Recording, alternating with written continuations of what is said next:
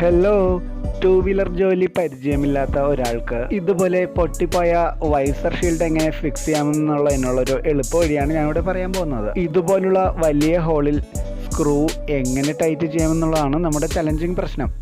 ഈ ഹോളുകളുടെ ഡയമീറ്റർ വളരെയധികം വലുതായതുകൊണ്ട് സ്ക്രൂകൾ ഉപയോഗിച്ച് ഡയറക്റ്റ് ടൈറ്റ് ചെയ്യാൻ കഴിയുകയില്ലെന്നുള്ള കാര്യം നമുക്ക് കണ്ടാൽ തന്നെ മനസ്സിലാകുമല്ലോ.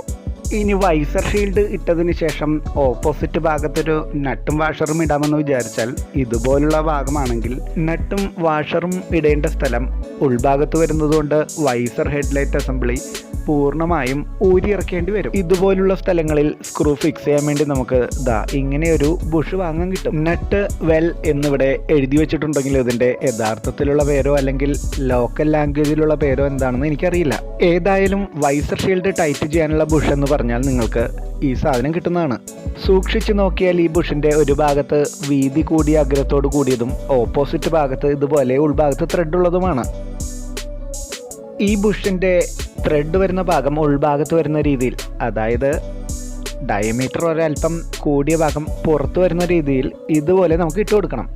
എവിടെയൊക്കെ സ്ക്രൂകൾ ഉപയോഗിച്ച് നമുക്ക് ടൈറ്റ് ചെയ്യാനുണ്ടോ ആ ഭാഗത്തെല്ലാം ഈ ബുഷ് നമുക്ക് ത്രെഡ് ഭാഗം അകത്ത് വരുന്ന രീതിയിൽ ഇതുപോലെ ഇട്ട് കൊടുക്കണം. ഈ വണ്ടിയിൽ 5 ഭാഗത്താണ് സ്ക്രൂകൾ വരുന്നത്, അതുകൊണ്ട് നമുക്ക് 5 ബുഷുകൾ ഉപയോഗിക്കേണ്ടി വരും. ഇനി പുതിയ വൈസർ ഷീൽഡ് കറക്റ്റ് സ്ഥാനത്ത് വെച്ചതിന് ശേഷം നമുക്ക് സ്ക്രൂ ഉപയോഗിച്ച് ടൈറ്റ് ചെയ്യാവുന്നതേ ഉള്ളൂ. പലർക്കും ഉണ്ടാകാവുന്ന ഒരു സംശയം, ഈ റബ്ബർ ബുഷ് നമ്മൾ ഇട്ട് കൊടുത്ത സൈഡ് സ്ക്രൂ ഇട്ട ഇതേ സൈഡിൽ നിന്ന് തന്നെ ആയതുകൊണ്ട് സ്ക്രൂ ഇങ്ങനെ തിരിച്ച് ടൈറ്റ് ആകുമ്പോൾ ബുഷ് തിരികെ ഊരി പോരുമോ എന്നുള്ളതായിരിക്കും. ഈ ബുഷിൻ്റെ ഉൾഭാഗത്തെ ത്രെഡ് വളരെ കുറഞ്ഞ പോർഷനിൽ മാത്രമേ വരുന്നുള്ളൂ എന്നുള്ള കാര്യം നിങ്ങൾ നോട്ട് ചെയ്തിരിക്കുമല്ലോ. ഈ ത്രെഡുള്ള ഭാഗം അകത്തെ സൈഡിലാണല്ലോ നമ്മൾ ഇട്ട് കൊടുത്തത്, അതുകൊണ്ട് സ്ക്രൂ ഉപയോഗിച്ച് നമ്മൾ ഈ ഭാഗത്തു നിന്നും ടൈറ്റ് ചെയ്യുമ്പോൾ സ്ക്രൂ ത്രെഡിൽ ടൈറ്റ് ആക്കുന്നതിനനുസരിച്ച് ത്രെഡില്ലാത്ത ബാക്കി ഭാഗം ചളങ്ങി ഉൾഭാഗം നന്നായി സീറ്റിങ്ങിൽ വരുന്നതാണ്. അതുകൊണ്ട് സ്ക്രൂ ഉപയോഗിച്ച് ടൈറ്റ് ചെയ്യുമ്പോൾ ബുഷ് ഈ ഭാഗത്ത് കൂടെ ഊരിപ്പോരുമോ എന്നുള്ള സംശയം നിങ്ങൾക്ക് ഇനി വേണ്ട.